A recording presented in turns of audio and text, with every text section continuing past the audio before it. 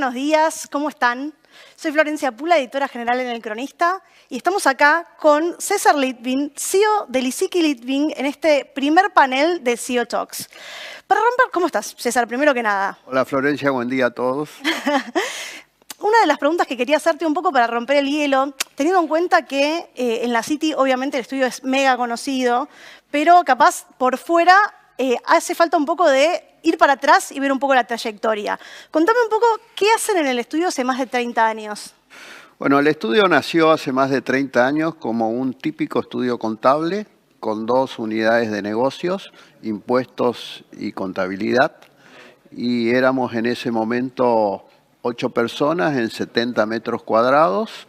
Y si me pongo en la foto de hoy, hoy somos más de 500 personas con más de 4.000 metros cuadrados y presencia en distintos lugares del país, como Rosario, Córdoba, Mendoza, Corrientes, Salta, también San Luis y Vaca Muerta. ¿Cómo llegamos en todo ese proceso? Con mucha confianza, innovando, apostando, invirtiendo, porque cada vez que tenemos una apertura en una sucursal o un nuevo servicio, hay que invertir para después ver qué frutos tiene. Y desde ese punto de vista nos fuimos reformulando permanentemente. De un estudio tradicional contable, hoy ya no es un estudio contable. Hoy es un estudio de servicios empresarios, servicios de impuestos, de auditoría, de legales.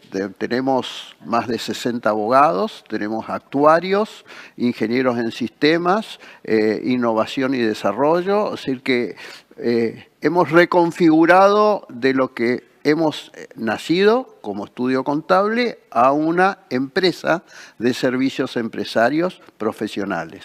Bien, hace 30 años que estás al frente de la compañía. Contame un poco cómo fueron tus años anteriores al nacimiento del estudio. Bueno, yo entré de junior en este estudio. ¿Sí? ¿Sí? Soy correntino, me vine de Corrientes. Un correntino de pura cepa. De pura cepa, sí. Me vine de Corrientes a vivir a Buenos Aires y hice la carrera en este estudio y luego de una reformulación y una decisión, el socio fundador Lisicki me dio la conducción del estudio. Y así nacimos con 8 personas y un estudio contable. Y lo fuimos reformulando con una visión estratégica, tratando de ir entendiendo que el mejor remedio para la crisis es el crecimiento. La crisis se enfrenta con más crecimiento. Crisis, oportunidad. Y hemos tenido en estos 30 años permanentes crisis, o sea que hemos crecido en crisis y esas crisis nos dieron oportunidades de innovar, oportunidades de tomar más servicios, oportunidades de instalarnos en distintas provincias que no tienen un formato.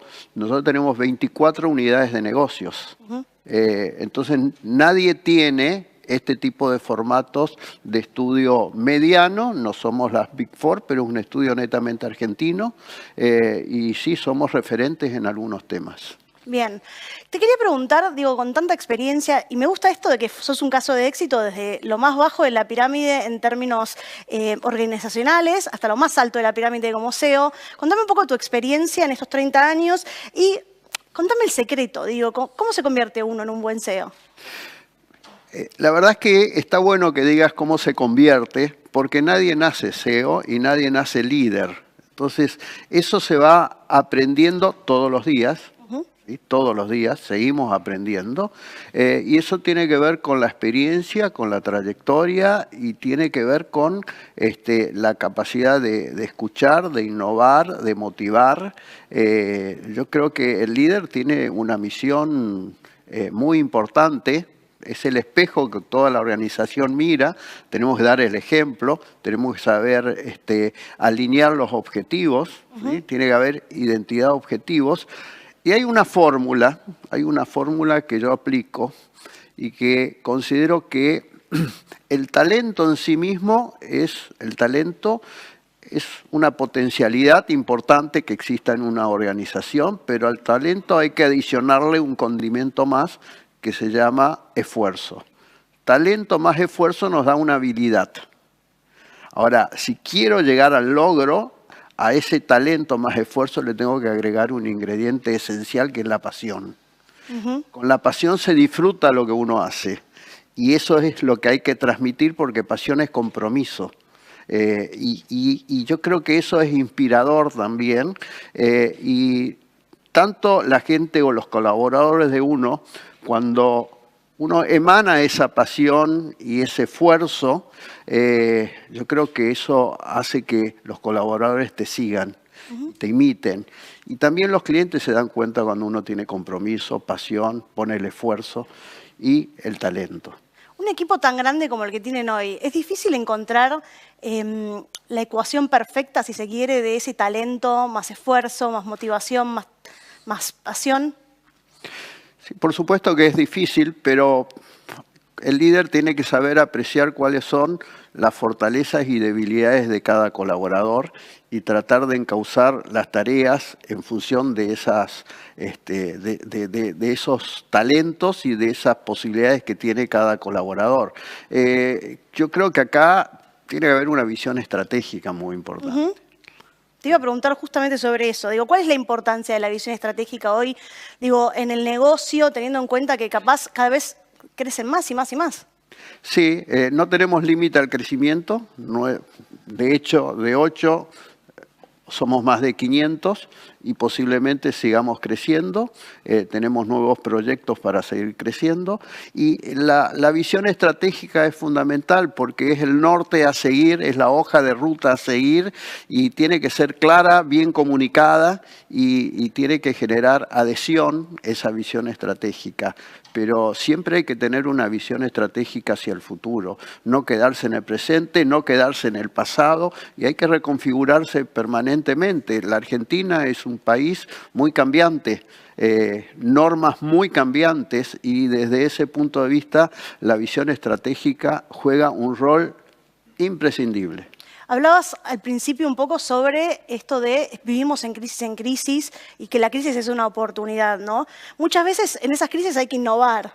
Y la pregunta que te quiero hacer es si hay que hacerlo sin miedo. Digo, si hay que hacerlo sin miedo al riesgo en algún punto. El crecimiento tiene riesgos. Los miedos paralizan.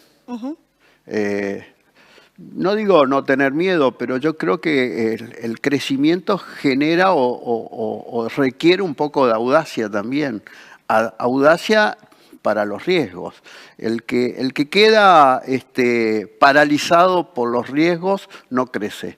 Y no es nuestro rol. El líder con miedo, ese miedo se transmite hacia abajo y eso genera un efecto negativo en los colaboradores. Entonces, me parece que si bien el miedo es humano, pero en el mundo de los negocios el miedo paraliza. No es aconsejable ser miedoso siendo líder, ¿no? Bien.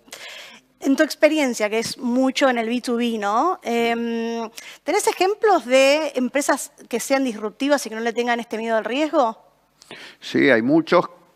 Muchas son conocidas, otras las conozco yo en la intimidad de los clientes. He transitado con algunos clientes que eran chiquitos y hoy son muy grandes, Grupo Frónesis, Cetrogar, Coto, se han reconfigurado, ¿sí? Y han llegado a un éxito importante y después muy conocido Mercado Libre, muy conocido Globant, son ejemplos para mirar, para observar y para tener en cuenta, ¿no? Qué visión que han tenido. Y la verdad que me generan una admiración y un respeto impresionante. ¿Te parece que desde Argentina se pueden crear esas empresas de clase mundial? ¿Qué nos falta? Bueno, ¿qué falta? Yo creo que faltan muchas cosas.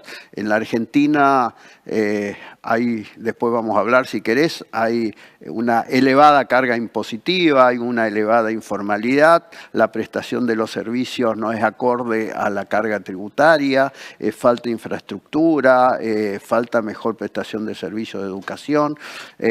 Yo creo que falta educación y bueno, hay determinadas asignaturas pendientes, pero es posible. De hecho, mucha gente ha logrado reconvertirse permanentemente y llegar, he nombrado algunos casos, ¿no? Pero hay muchos más casos de éxitos, también de fracasos, pero básicamente tenemos que mirar que hay gente que pudo lograr ese éxito importante, ¿no? Admirable. La verdad que me quedan muchas más preguntas, pero quiero ir a lo que pasa hoy. Contame un poco qué se está votando hoy en términos tributarios en el Congreso con la ley bases. Hoy es un día muy importante porque si el voto es positivo, yo creo que se le empieza a dar 6 meses tarde al gobierno herramientas para poder gestionar al Estado, ¿sí? Desde este punto de vista, desde lo impositivo, el régimen de incentivo para nuevas inversiones es importante, el RIGI. Es importante porque la asignatura pendiente en la Argentina es la creación de empleo y que vengan inversiones. Entonces, de la crisis social y económica se sale con empleo y para que haya empleo tiene que haber inversiones. Lo que se vota hoy es bienes personales para ver si se sigue el rechazo del Senado o se vuelve a reformular bienes personales. Creo que es muy importante bienes personales porque mucha gente se fue del país, gente de gran capacidad económica, algunos empresarios brillantes se han ido por el efecto confiscatorio que tiene hoy bienes personales. Además se popularizó el impuesto y cualquier persona de clase media está pagando este impuesto y no debería pagarlo.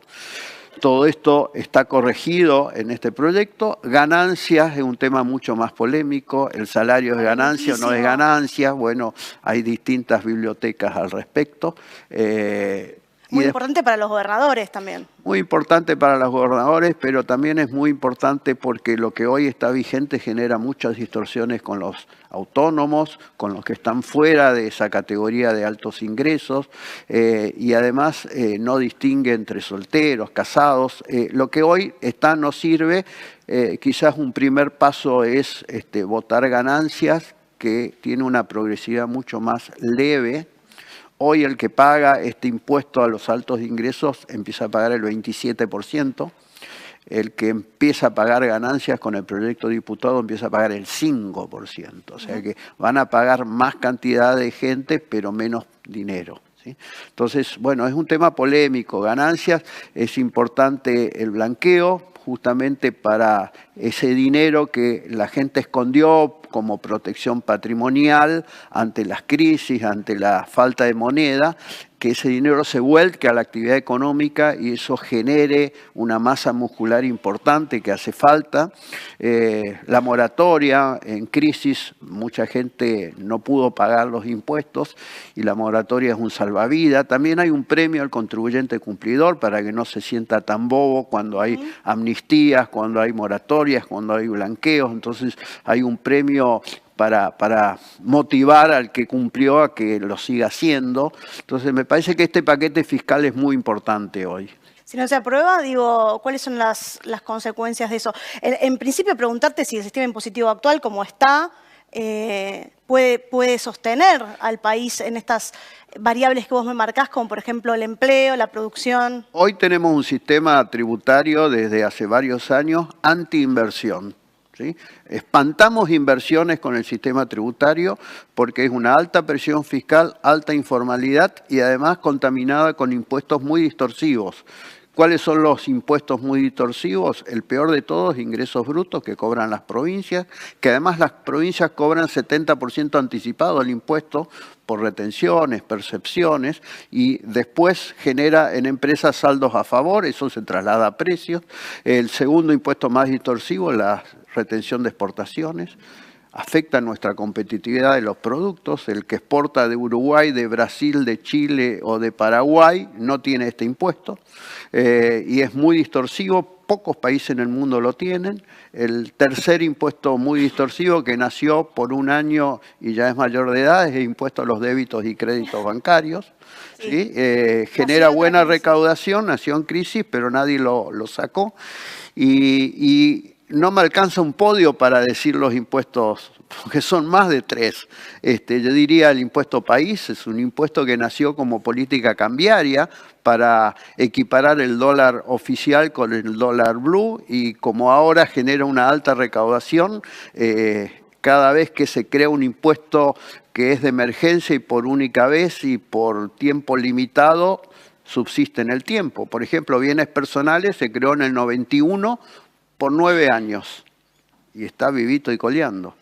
Así que me parece que hay que reformular todo el sistema tributario, sería la segunda etapa después de lo que se vote hoy.